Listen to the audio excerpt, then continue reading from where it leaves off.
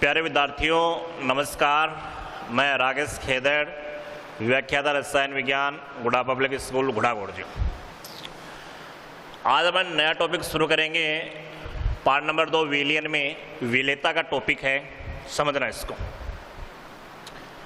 देखिए विलेयता को आपको एक उदाहरण से समझा रहा हूं। ये आपके पास विलायक है, ये विलायक है।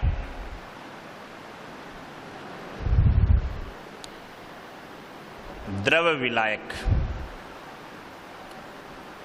और इस द्रव विलायक की निश्चित मात्रा है, निश्चित मात्रा और निश्चित टेम्परेचर है, निश्चित ताप पर। टेम्परेचर तो निश्चित है और द्रव विलायक है, उसकी भी क्या है, निश्चित मात्रा है। और इसमें क्या विलेय पदार्थ की घुली हुई अधिकतम मात्रा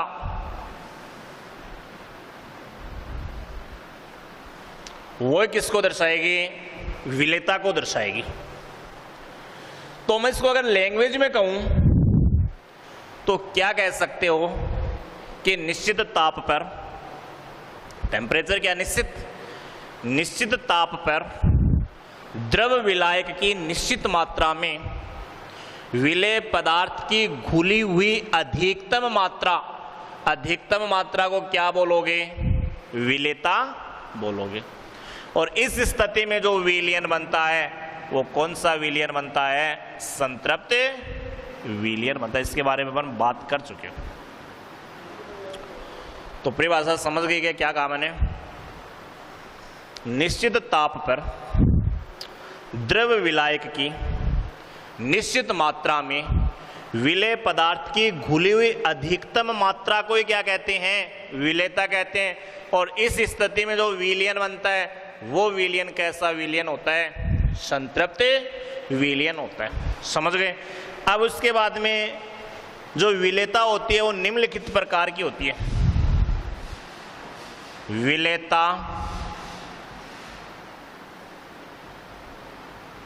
निम्न प्रकार की होती है। देखिए जिसमें पहले मैं बात कर रहा हूं ठोसों के द्रव में विलेयता। पहली विलेयता कौन सी है कि ठोस पदार्थ है वो किस में घुलेगा, द्रव में घुलेगा। तो पहले क्या हो गई, ठोसों की द्रव में विलेयता। अब सबको पता है कि विलियन जो होता है वो किससे मिलके बनता है, विलेय और विलायक से मिलकर बनता है, मिलके बनता है। ये जो विलेय है, जो विलायक है वो तो किस अवस्था में, द्रव अवस्था में। और जो घोल रहे हैं वो पदार्थ कैसा है, ठोस है। तो ठोसों की द्रव में विलेयता, यानी जो अपन पदार्थ मिला रहे हैं वो पदार्थ किस अवस्था में है, ठोस अवस्था में। तो इसका अर्थ समझते हैं क्या, देखिए वो एक परिभाषा हो गई। निश्चित ताप है, ये निश्चित टेम्परेचर, और ये विलायक, ये मैं कह दूं कि 100 ग्राम द्रव विलायक है। विलायक की निश्चय 100 ग्राम द्रव विलायक है। और इसमें अपन विलेय पदार्थ, जो विलेय पदार्थ मिला रहे हैं वो कैसा है, ठोस है। और ये भी किसमें, ग्राम में मिला रहे हैं। तो इसकी परिभाषा क्या कहोगे वो सुनना। निश्चित ताप पर 100 ग्राम द्रव विलायक में ठोस विलेय पदार्थों की घुली हुई अधिकतम मात्रा, क्या कह रहा हूं गौर से सुना इस पे, निश्चित ताप पर 100 ग्राम द्रव विलायक में ठोस विलेय पदार्थों की घुली हुई अधिकतम मात्रा को ये क्या कहते हैं? ठोसों की द्रव में विलेयता कहते हैं। समझ गए? अब आपको करना क्या है? ठोसों के द्रव में विलेयता को प्रभावित करने वाले कारक देखिए। अब इस विलेयता को प्रभावित करने वाले कारक कौन कौन से हैं, यहां से क्वेश्चन भी पूछा हुआ है। तो अगला अपना इसमें टॉपिक क्या हो गया? ठोसों के द्रव में विलेयता को प्रभावित करने वाले कारक, प्रभावित करने वाले कारक देखिए, दो कारक हैं। दो कारक आपको यहां पर अध्ययन करना है। एक कारक है विलेय। विलेय तो क्या है? ठोस है। विलेय व विलायक की प्रकृति, विलायक की प्रकृति है पहला। और दूसरा होता है टेम्परेचर। मैं आपको पहले कारक को समझा रहा हूं, समझना। एक स्टेटमेंट, एक कथन होता है कि समान को घोलता है, समान को घोलता है। इसका अर्थ देखिए, समझिए कैसे। समान को घोलता है। विलयन जो होता है वो किनसे मिलकर बनता है? विलयन होता है वो तो विलेय और विलायक से मिलकर बनता है। समान को बोलता है। इसका अर्थ देखिए, जो आपके पास विलेय है वो विलेय किस प्रवृत्ति का है? वो विलेय आयनिक ठोस है। वो विलेय क्या है? आयनिक ठोस कहूं या मैं कहूं कि जो विलेय है वो ध्रुवीय है। किस प्रवृत्ति का है? ध्रुवीय। ध्रुवीय ठोस बोल दो। और विलायक भी उसी प्रवृत्ति का होना चाहिए। विलायक भी क्या होना चाहिए? ध्रुवीय विलायक होना चाहिए। देखिए, इसकी प्रवृत्ति भी ध्रुवीय और विलायक की प्रवृत्ति भी क्या है? ध्रुवीय। दोनों की प्रवृत्ति क्या है? समान है। तो इसका अर्थ क्या हो गया? समान को बोलता है। अगर ऐसी स्थिति दी हुई है तो वो उसमें क्या हो जाएगा? विलेय हो जाएगा। आयनिक ठोस या मैं कहूं ध्रुवीय ठोस विलेय की प्रवृत्ति है और विलायक किस प्रवृत्ति का है? ध्रुवीय प्रवृत्ति का है। दोनों, ये भी ध्रुवीय प्रवृत्ति और ये भी कैसे प्रवृत्ति? ध्रुवीय प्रवृत्ति। तो दोनों की प्रवृत्ति क्या हो गई? सेम हो गए। और सेम होता तो उसमें क्या हो जाती है? वो घुल जाती है। जैसे आपने क्वेश्चन की बात, उदाहरण की बात कर रहा हूं। NaCl, NaCl क्या है? विलेय। और जल क्या है? विलायक। NaCl होता है वो जल में क्या होता है? घुल जाता है। क्यों घुल जाता है वो समझिए। NaCl है, इसमें प्लस और Cl माइनस, Na प्लस और Cl माइनस। तो NaCl कौन सी प्रवृत्ति का हो गया? ध्रुवीय प्रवृत्ति का हो गया। और विलायक में भी H प्लस और OH माइनस, तो ये भी कौन सी प्रवृत्ति का है? ध्रुवीय विलायक है। दोनों की प्रवृत्ति क्या है? सेम होता है तो उसमें आसानी से घुल जाता है, यानी समान को घोलता है। इसका एक अन्य कारण और भी है। आयन द्विध्रुव अन्योन्य क्रियाएं। इसका दूसरा कारण आप क्या कह सकते हो? आयन द्विध्रुव अन्योन्य क्रियाएं होती है। तो यहां से रिजल्ट क्या मिला? रिजल्ट ये मिला कि समान को घोलता है। विलेय है, ध्रुवीय ठोस। ध्रुवीय विलायक में क्या होता है? घुलनशील होता है। जैसे मैंने बात की कि नमक NaCl, जल में क्या होता है? घुलनशील होता है। क्यों? क्योंकि नमक की प्रवृत्ति भी ध्रुवीय और विलायक है वो भी किस प्रवृत्ति का है? ध्रुवीय, तो समान समान को घोलता है। या दूसरा कारण कह सकता हूं आयन द्विध्रुवीय अन्योन्य क्रियाएं हो सकती हैं। अगला पॉइंट सुनो इसी में, आयनिक ठोस। आयनिक ठोस हैं जैसे NaCl है, KCl है।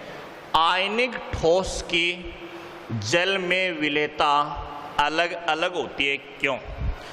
तो आयनिक ठोस की जो विलेयता होती है उसके लिए एक वर्ड होता है जालक ऊर्जा और एक होता है जल योजन ऊर्जा। जिनकी जालक ऊर्जा कम है और जल योजन ऊर्जा क्या है? ज्यादा है। सुनना मैं क्या कह रहा हूं, यानी जो आयनिक ठोस होते हैं उनकी जल में विलेयता क्या होती है? अलग अलग होती है। तो वे आयनिक ठोस जिनकी जालक ऊर्जा तो क्या होती है?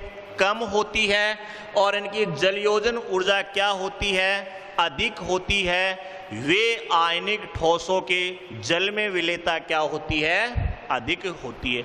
ये आपको ध्यान रखना है। इसी प्रकार जैसे मैंने क्या कहा, विलेय मेरे पास कौन सा है? अध्रुवीय विलेय, अध्रुवीय ठोस। अध्रुवीय ठोस कौन से विलायक में? अध्रुवीय विलायक में क्या होते हैं? घुलनशील होते हैं। ये भी किस प्रवृत्ति का? अध्रुवीय। और विलायक भी किसका? अध्रुवीय। जब अध्रुवीय अध्रुवीय है, दोनों समान प्रवृत्ति के हैं, तो इसमें क्या हो जाएंगे? घुल जाएंगे। जैसे अध्रुवीय के उदाहरण हो गए H8P4I2 और अध्रुवीय कौन सा? CS2 CCl4 और बेंजीन। जैसे क्वेश्चन कहे कि P4 CS2 में घुलनशील होता है। क्यों? तो वो हो गया कि ये कैसी प्रवृत्ति का? अध्रुवीय ठोस। और विलायक भी कैसा है? अध्रुवीय विलायक। दोनों की प्रवृत्ति क्या है? समान है, तो समान समान को घोलता है। तो यहाँ से कहने का अर्थ क्या हुआ कि समान समान को घोलता है। दोनों की विलेय और विलायक दोनों की प्रवृत्ति समान होनी चाहिए। ध्रुवीय है तो ध्रुवीय होना चाहिए, यानी नमक पानी में आसानी से घुल गया, ध्रुवीय प्रवृत्ति का है। आयनिक ठोसों की जल में विलेयता अलग अलग होती है। उसका कारण मैंने आपको बता दिया कि जिन आयनिक ठोसों की जालक ऊर्जा कम होगी और जलयोजन ऊर्जा क्या होगी? ज़्यादा होगी, उनकी आयनिक ठोसों की जल में विलेयता भी क्या होती है? अधिक होती है। ये मैंने आपको एक हो गया विलेय व विलायक के प्रकृति हो गया। दूसरा प्रभावित करने वाला कारक है टेम्परेचर। उसके बारे में समझिए। दूसरा जो है टेम्परेचर। टेम्परेचर के बारे में कैसे क्या करेंगे? देखो एकदम आसान है, पढ़ चुके हैं 11वीं क्लास में। ताप, टेम्परेचर, ये अविलेय ठोस है। जो अपन विलेय पदार्थ है, विलेय पदार्थ, अविलेय का अर्थ ये हो गया कि जो ठोस पदार्थ अभी पानी में मिलाया नहीं, ये अविलेय ठोस को किस में मिलाएंगे? विलायक में मिलाएंगे। इस अविलेय ठोस को जब विलायक में मिलाएंगे तो विलायक में मिलाएंगे तो क्या बनेगा?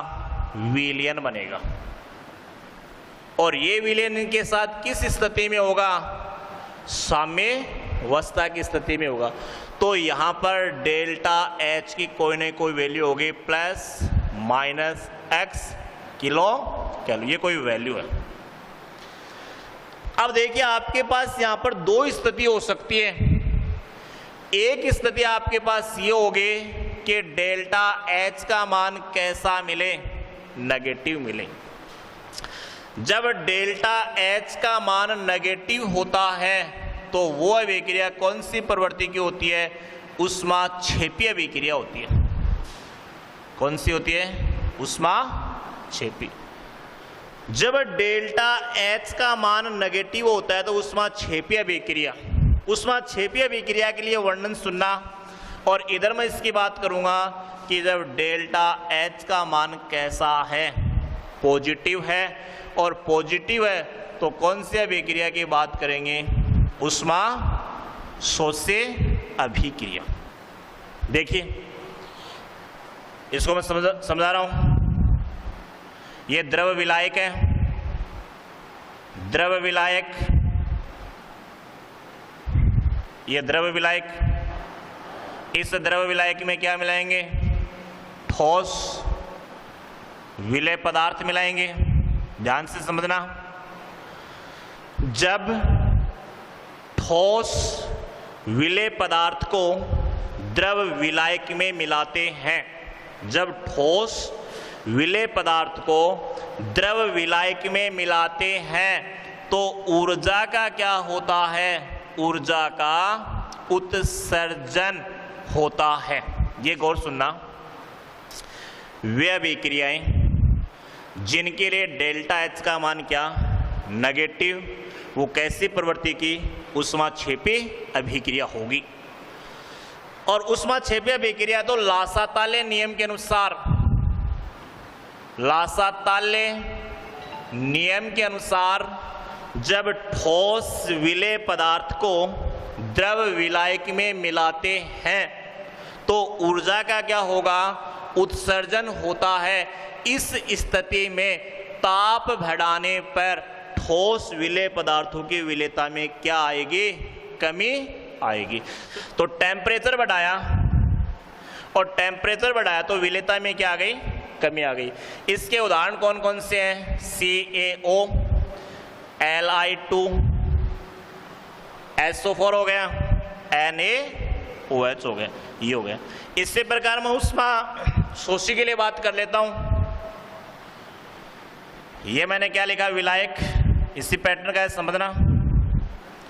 द्रव विलायक है और लासाताल्य नियम के अनुसार इसमें मैंने क्या मिलाया? ठोस विलेय पदार्थ मिलाया। और ठोस विलेय पदार्थ में घुलने के लिए ऊर्जा की क्या होती है? आवश्यकता होती है। ऊर्जा का क्या होता है? अवशोषण होता है। यहां उत्सर्जन हो रहा था, यहां क्या होगा? अवशोषण होगा।